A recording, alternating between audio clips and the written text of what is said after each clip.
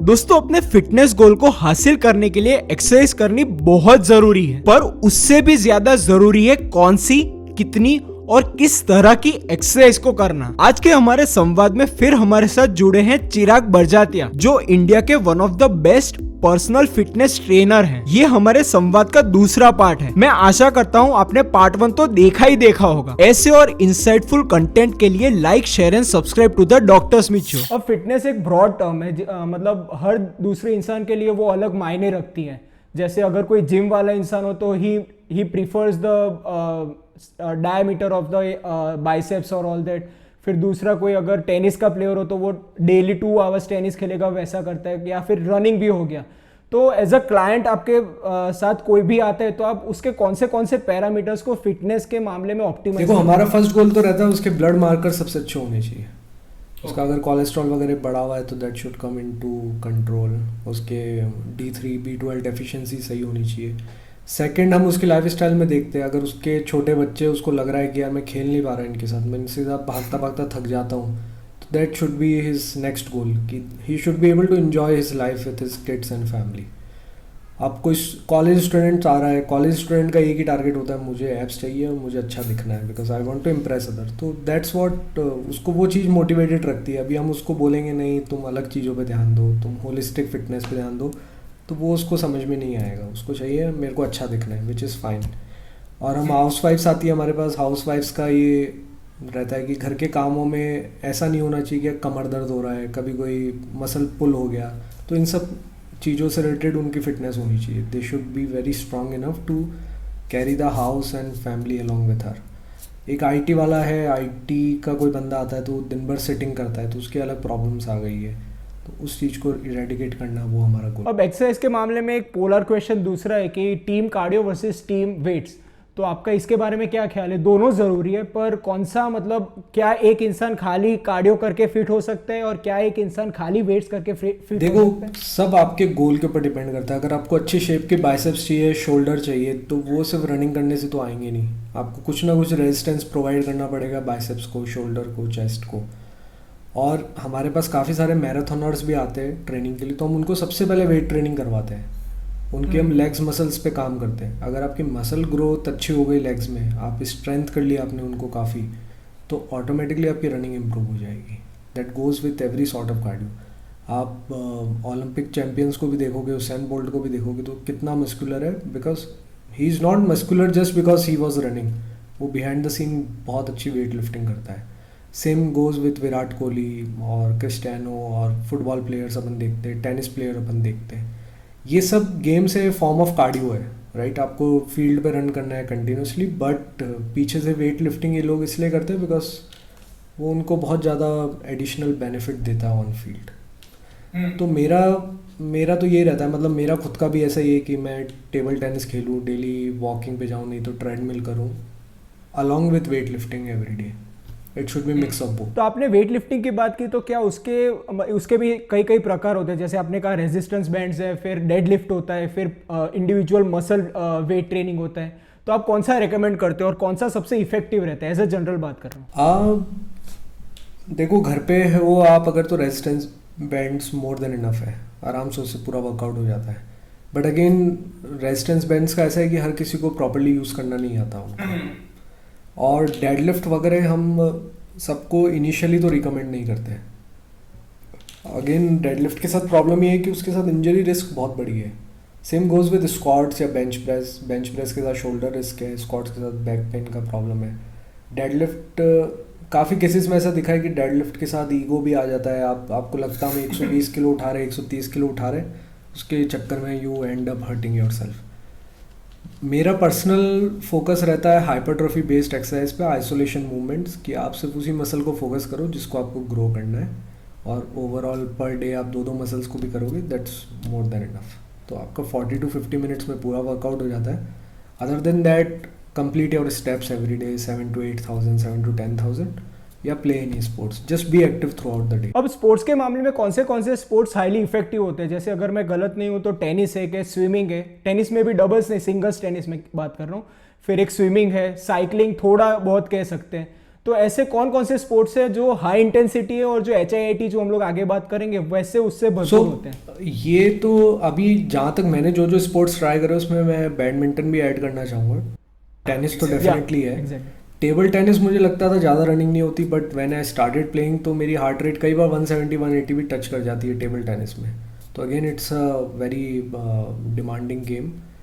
और रनिंग है, फुटबॉल है, क्रिकेट भी, क्रिकेट प्लेयर्स को भी हमने कोच करा है। तो अभी आप पूरे दिन फील्ड पे खड़े रहते हो, इधर से उधर रनिंग करना होता है, तो उनके ऑन फील्ड 15,000 स्टेप्स तो ऐसे ही हो जाते हैं खड़े खड़े भी, अगर वो फील्डिंग भी कर रहे हैं तो स्पोर्ट्स के मामले में तो ऐसा, बस अगर कोई बोर्ड गेम वगैरह है तो किसी ने बीच में रूमर फैला दी थी कि चेस खेलने से आप ज़्यादा कैलोरीज बर्न करते हो, बट वो ऐसा लगता है आपको ऐसा हो नहीं रहा है इसीलिए। अब वेस्टर्न काउंटर पर जो फिटनेस इन्फ्लुएंस वहाँ के वो मतलब माइक्रो मैनेज करते हैं, जैसे जोन 2 ट्रेनिंग आ गया, लैक्टेट लेवल्स को मेजर करना आ गया, VO2 मैक्स एक और है।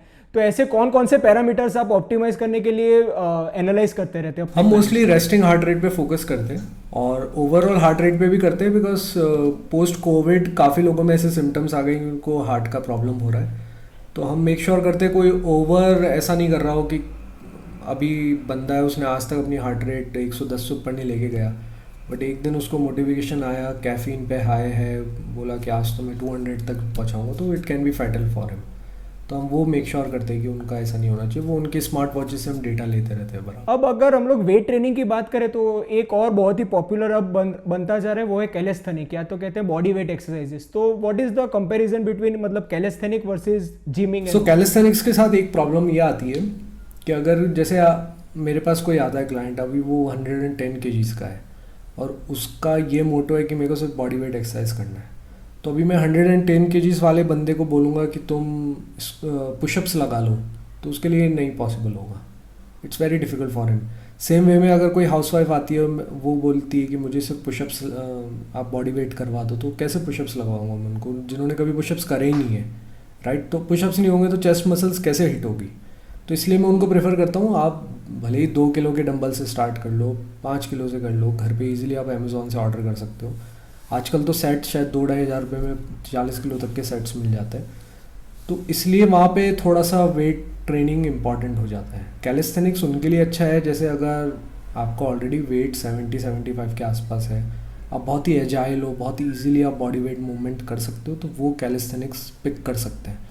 But starting from the calisthenics will be difficult for lot. अब चिराग भाई, मेरी ऑडियंस है वो बेसिकली 25 to 35 ईयर ओल्ड्स के बीच की है, जो मेल्स है वो, और वो लोग मतलब वो जो पूरा डेकेड होता है 25 to 30, वो हाईली मतलब करियर के मामले में हसलिंग वाला डेकेड होता है, और इसी कारण उन्हें टाइम भी कम मिलता है। तो इसके लिए आप कौन कौन सी एक्सरसाइज रिकमेंड करोगे, मतलब कम टाइम में ज़्यादा कैलोरीज भी बर्न हो और होल बॉडी होलिस्टिक वर्कआउट? तो मेरा जैसे आप देखोगे, मैं अभी 2 कंपनीज रन कर रहा हूँ। मेरा रहता है कि मैं सुबह अगर 8 बजे से काम चालू कर रहा हूँ तो रात को 10 बजे तक चलता रहता है। I mean that audience only, जो juggling, I am juggling basically इधर उधर, we are looking for the opportunities.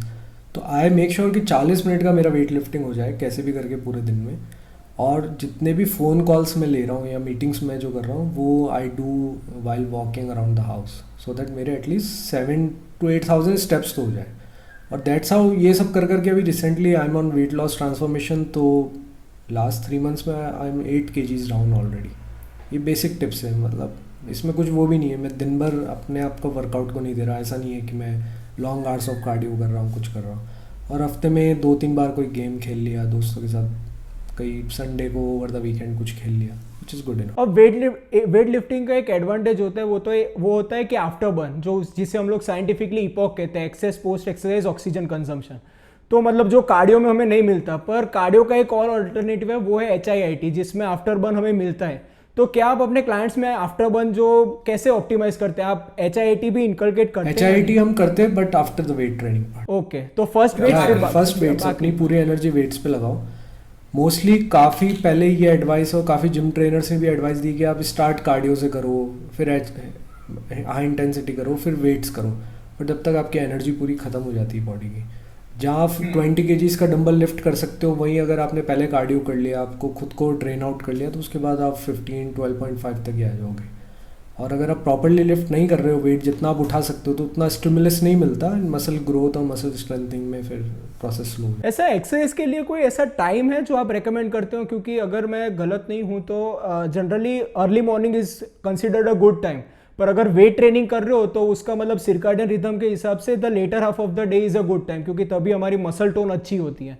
तो आप कैसे क्लाइंट्स को कैसे रेकमेंड करते हो, how they divide the exercise sessions around? As per the evidence around 12 से 2 के बीच में वेट ट्रेनिंग का टाइम बेस्ट, राइट? या बट अगेन ऑफिस जाने वालों के लिए, जॉब करने वालों के लिए इट्स नो यूज़। मतलब मैं ट्राई करता हूँ 11 बजे जिम जाऊँ, बेस्ट रहता है मेरे लिए वो टाइम।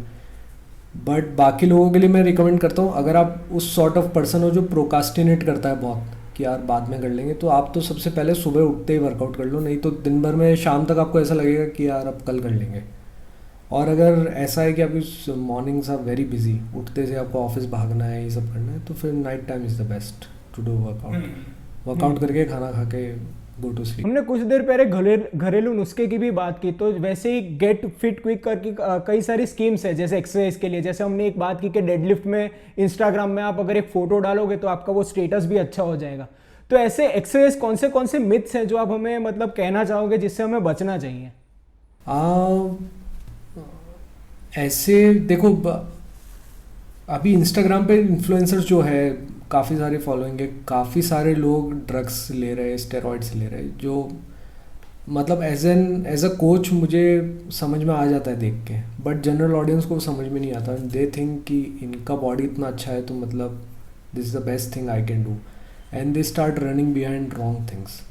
और फिर आपको कोई बोलेगा कि यार तेरे को बस ये एक पिल लेनी है, एक इंजेक्शन लेना है, 2 महीने में बॉडी रेडी हो जाएगी, तो काफ़ी लोग इसके लिए एग्री कर जाते हैं, विच इज़ वेरी हार्मफुल। तो ये सबसे बड़ा एक ऐसा चीज़ है जिसके लिए मैं लोगों को कंटिन्यूसली बोलता रहता हूँ। If you go through my Twitter, Instagram, मैंने बहुत बार रेस करा है कि आपको कोई भी ऐसी पिल बेच रहा है, कोई शॉर्टकट बेच रहा है, कोई जिम ट्रेनर आपको ऐसा कोई कैप्सूल दे रहा है जिससे क्विक रिजल्ट आ जाएंगे, ऐसा कुछ भी नहीं है। अगर क्विक रिजल्ट मिल रहे हैं आपको तो definitely it will harm your body. अब आम आदमी वेट लॉस को मतलब क्राइटेरिया उसका BMI होता है, जो मतलब बहुत ही फ्लॉड क्राइटेरिया है। मेरे हिसाब से body fat is a far better criteria than a BMI।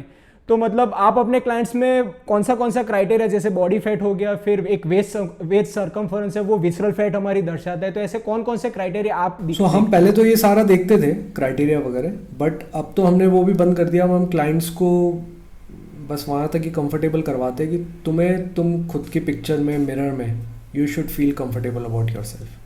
That's the sweet spot where you should be maintaining your body weight and everything throughout the life. तो जैसे फॉर मी, अगर मेरी waste 32-31 है, मेरे abs visible है, that is a good spot कि यहाँ पे मैं सेटिस्फाइड हूँ अपनी फिटनेस को लेकर। ऐसे काफ़ी, अब जैसे कोई हाउसवाइफ आती है, उसका गोल ये है कि उसको साड़ी में अच्छा लगना है, तो उसके लिए ज़्यादा लीन होना वोंट बी गुड, एंड हम उसको फोर्स भी नहीं कर सकते कि नहीं तुम और ड्रॉप करो, अपना बॉडी फैट परसेंटेज ड्रॉप करो। ही नहीं, ये बॉडी फैट परसेंटेज एथलीट्स के लिए अच्छा है। अभी जैसे ICN एक कॉम्पिटिशन हुआ था, वहाँ पे हमारा एक एथलीट गया था, तो उसका बॉडी फैट 4% तक, 5% तक गया था, because that was his goal. But सब लोगों के लिए वो मेंटेन करना पॉसिबल नहीं है। अब एज अ लास्ट क्वेश्चन, एक फिटनेस टूल किट आप हमें बताएं कि एज अ पूरे दिन, अगर पूरे हफ्ते मतलब 7 दिन है, तो आप कैसे मतलब कार्डियो और वेट्स को डिवाइड करेंगे पूरे 7 दिन में, और रिकवरी फेज कौन से होते हैं? मतलब अलग अलग तरह के प्रोटोकॉल्स है, 5 days weight training and cardio and 2 days recovery. कोई 6 और 1 दिन करते हैं और कोई डेली करता है। तो आप एज अ कॉमन मैन को क्या रेकमेंड करेंगे कि अगर 7 दिन का आपका फिटनेस प्रोटोकॉल है तो वो कैसे रेकमेंड? मेरा बेस्ट रिकमेंडेशन रहता है 4 days of workout, Monday Tuesday Wednesday off again, Thursday Friday और Saturday Sunday off again. Steps daily 7 to 8,000 steps, वो तो नॉन नेगोशिएबल है कि वो तो करने ही आपको। अब आप सुबह थोड़ा कर लो, दिन में थोड़ा कर लो, घर में थोड़ा वॉक कर लिया आपने, फिर रात को सोने से पहले थोड़ा कर लिया, तो आराम से हो जाते हैं 7-8,000। मैं पर्टिकुलरली 10,000 के पीछे नहीं भागता हूँ, कुछ लोगों के लिए 10,000 थोड़ा सा डिफिकल्ट है, तो 7 to 8,000 is a good spot. और play any sports at least once a week. दोस्तों, ये वीडियो अगर आपको वैल्यूएबल लगा तो इसे लाइक कर अपने सारे दोस्तों से इसे शेयर कीजिएगा। इस चैनल को सब्सक्राइब तो आप कर ही लेंगे। चलिए मिलते हैं।